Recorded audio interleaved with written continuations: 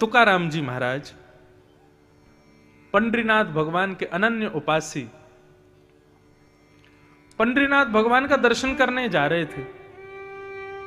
तो दर्शन करने के लिए जब जा रहे थे तो देखा बड़ी भीड़ लगी है मंदिर में।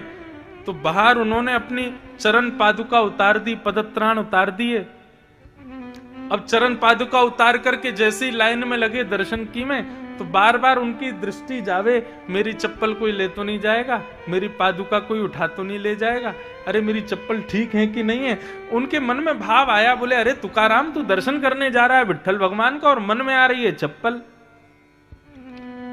तुकाराम जी लाइन तोड़ करके बाहर आ गए और आकर के अपना पटका खोला, पटका में चप्पल रखी और गांठ बांध के अपनी कमर से बांध ली। बोले पहन के नहीं जा सकते, कमर से बांध के तो जा सकता हूं। तुकाराम जी का भाव क्या था कि जब मेरा विट्ठल मेरे सामने हो, जब मेरे नाथ मेरे सामने हो, उस समय यदि चप्पल का ध्यान मुझे आ गया ना तो मेरे दर्शन में व्यवधान आ जाएगा।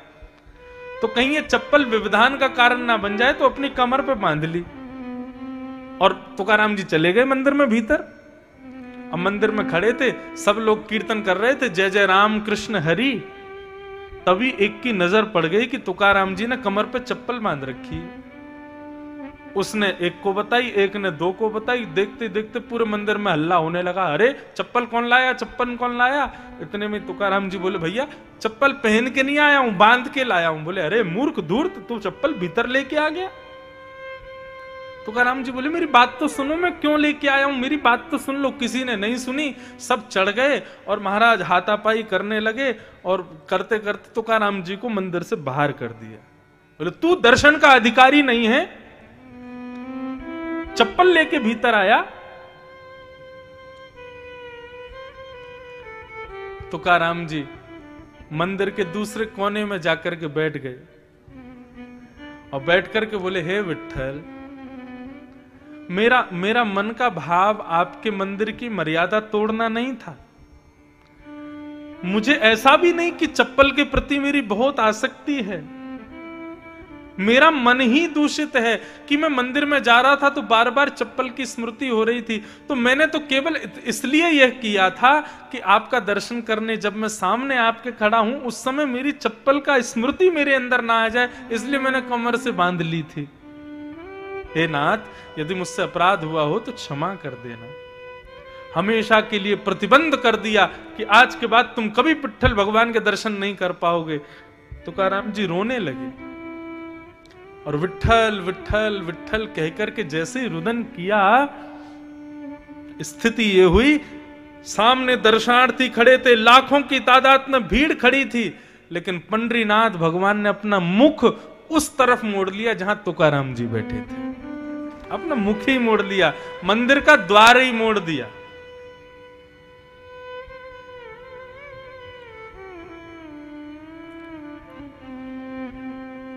ठाकुर जी को सबसे प्रिय भोग, सबसे प्रिय प्रसाद, सबसे प्रिय सुगंधी, सबसे प्रिय आभूषण, सबसे प्रिय वस्त्र यदि कोई है तो वो केवल अपना भक्त है। जब उनका प्रिय भक्त सन्मुख आता है ना तो उसको देख करके ही ठाकुर जी तृप्त हो जाते हैं, मतलब मानो भोग लग गया। जब उनका भक्त अपने नेत्रों से अश्रुपात करता है, ठाकुर जी मानो उसी से स्नान कर लेते हैं। जब उनका भक्त सामने खड़ा होकर के दोनों भुजाएं ऊपर करता है, मानो उसकी भुजाओं से ठाकुर जी इत्र लगवा लेते हैं। जब उनका भक्त दंडवत प्रणाम करता है, मानो उस भक्त के सारे विकारों को ही भोग रूप में ठाकुर जी पा लेते हैं। तो भक्त ही सर्वस्व है ठाकुर जी का। यदि कोई उसका अपमान करता है, कोई उससे बैर करता है, कोई उसको दूर रखता है, तो वो कितना भी बड़ा भक्त हो, ठाकुर जी उसको स्वीकार नहीं करते।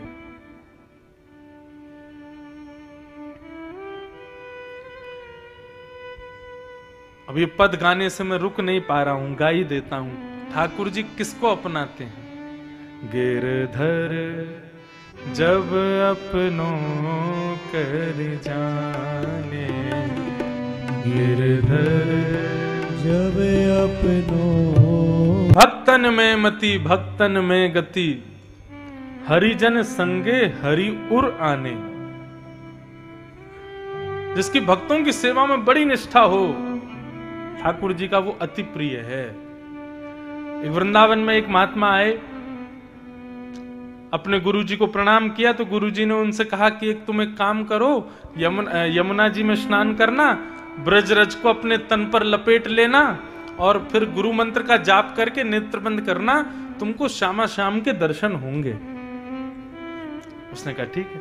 यमुना जी में स्नान किया, ब्रजरज को अपने तन पर लगा लिया, गुरु मंत्र की उपासना करते हुए नेत्र बंद करके जैसे ही बैठा, तभी उसने क्या देखा, अपने अंतस्थ में एक सुंदर एक कुंज है, हरी भरी कुंज, और उस कुंज में श्यामा श्याम लीला कर रहे हैं, किलोल कर रहे हैं। उनकी लीला का दर्शन होने लगा। दर्शन करते करते अति आनंदित, तभी वो अनुभव करता है कि श्यामा श्याम जो उसके अंतस्थ में दिखाई दे रहे हैं, वो एक लीला करते हैं जिस लीला से उस भक्त को थोड़ी हंसी आने लगती है, थोड़ा आनंद आने लगता है। बहुत सावधानी से सुनिएगा। अब जिस समय उसको हंसी आती है, उसी समय सामने से एक ब्रजवासी वो जा रहा होता है, और वो विकलांग होता है, एक पैर नहीं होता उसका। अब वो व्यक्ति हंस तो रहा था ठाकुर जी की लीला देख करके, लेकिन उस विकलांग ब्रजवासी को लगा ये मेरे ऊपर हंस रहा है, ये मेरी चाल पर हंस रहा है। और स्थिति क्या हुई, जैसे उसके हृदय में आया कि ये मेरी चाल पर हंस रहा है, ऐसी भावना आते ही उसके हृदय से ठाकुर जी अंतर ध्यान हो गए। उसके हृदय से ठाकुर जी चले गए। अब वो बार बार आंख बंद करके देखे, बोले इतनी सुंदर लीला हो रही थी, इतना आनंद आ रहा था, श्यामा श्याम आपस में दोनों लीला कर रहे थे, बड़ी प्रसन्नता हो रही थी, अचानक से अंतर्ध्यान क्यों हो गए? नहीं समझ पाया। उसने फिर से जमुना स्नान किया, फिर ब्रजरज को तन से लगाया, गुरु मंत्र की माला जप करके फिर नेत्र बंद किए। कुंज तो दिख रहा है, आवाज तो ठाकुर जी की आ रही है, किशोरी जी हंस रही हैं, श्याम सुंदर लीला कर रहे हैं, ये सब अनुभव तो हो रहा है, लेकिन ठाकुर जी दिख नहीं रहे। अति व्याकुल 3-4 दिन तक जब उसको दर्शन नहीं हुए, दौड़ करके अपने गुरुदेव के पास गया। बोले गुरुजी, एक दिन ऐसे ऐसे लीला हो रही थी, ठाकुर जी ने ऐसी लीला की कि मुझे जोर से हंसी आने लगी, मैं हंसने लगा, अचानक पता नहीं क्यों फिर श्यामा श्याम अंतर ध्यान हो गए। उनकी आवाज आ रही है, चलने की नूपुरों की ध्वनि आ रही है, कुंज दिख रही है, लेकिन ठाकुर जी नहीं दिख रहे। गुरुदेव मुस्कुराए और बोले, तुमसे कोई भक्त अपराध तो नहीं हुआ? बोला नहीं भगवान, मैं क्यों अपराध करूंगा, मैं तो अपने सामान्य भाव से केवल स्नान करके ब्रजरज लगा करके केवल ठाकुर जी का स्मरण कर रहा था, इसमें भक्त अपराध क्या? बोले जब तुम हंस रहे थे, हंस करके तुमने जब नेत्र खोले तो आसपास कोई था क्या? उसने बताया, बोले कि हाँ एक व्यक्ति था, लेकिन थोड़ा दूरी पर था, एक विकलांग था, वो जा रहा था, शायद ब्रजवासी था। गुरुदेव समझ गए। बोले बेटा, तुम हंस रहे थे ठाकुर जी की लीला देख करके, लेकिन उसको लगा तुम उसकी दुर्बलता पे हंस रहे हो, और इसी भक्त अपराध की वजह से ठाकुर जी तुम्हारे हृदय को छोड़ के चले गए। अब आप विचार करो, जानबूझ के भक्त अपराध करने का तो जाने क्या ही फल देंगे ठाकुर जी, बिना जानबूझ के किया तो ठाकुर जी ने हृदय छोड़ दिया उसका, चरणों में गिर गए। बोले भगवान, अब मैं क्या करूं, कब आएंगे ठाकुर जी मेरे हृदय में पुनः? महात्मा ने बताया, बेटा बहुत लंबा अब कार्य तुझको करना पड़ेगा। बोले क्या? बोले 1 महीना पर्यंत वृंदावन की परिक्रमा में बैठ करके जितने लोग वहां से गुजरे, सबसे प्रणाम करके सबसे क्षमा मांगना, चाहे कोई भी हो, वृंदावन की परिक्रमा दे रहा हो, कोई भी व्यक्ति भक्त यहां से निकले तुम्हारे सामने से, उसको प्रणाम करना, कान पकड़ के क्षमा मांगना कि मुझे क्षमा कर दो। जब इस प्रकार 1 महीना पर्यंत तुम समस्त ब्रजवासियों से क्षमा मांगोगे, तब ठाकुर जी तुम्हारे हृदय में आएंगे। आप ठाकुर जी का भोग लगा रहे हो, नमक मिर्च दाल में ज्यादा पड़ गई, ठाकुर जी उसको सहन कर लेंगे। आप ठाकुर जी का श्रृंगार करते समय यदि ठाकुर जी तुम्हारे हाथ से गिर जाए, नीचे बेचारे इनके सिर में लग जाए, ठाकुर जी उसको भी स्वीकार कर लेंगे। भरी ठंडी में ठंडे पानी में से नहला दोगे, ठाकुर जी स्वीकार कर लेंगे। लेकिन यदि किसी भागवत का, भागवत यानी भगवान का, किसी भक्त का अपराध यदि कर दिया, ठाकुर जी क्षमा नहीं करेंगे। और उसकी क्षमा की विधि बहुत लंबी है।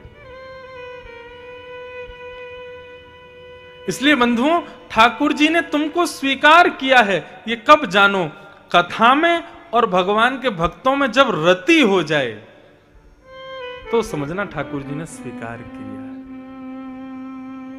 कई लोग बोलते हैं ना मेरे पास आके, महाराज जी हम ना हर महीने सालासर जी जाते हैं, महाराज जी हर 2 महीने में गिरिराज जी परिक्रमा लगाने जाता हूं, महाराज जी मैं हर साल बद्रीनाथ जाता हूं, महाराज जी मैं हर साल 4 धाम करके आता हूं। मुझे ज्यादा प्रशंसा नहीं होती, लेकिन कोई कहता है ना, महाराज जी हर महीने मेरे यहाँ कोई भगवान के दिव्य भक्त आते हैं, संत आते हैं, आके प्रसाद पाते हैं, मेरे यहाँ की सेवा देख के प्रसन्न होते हैं, मुझे बड़ी प्रसन्नता होती है।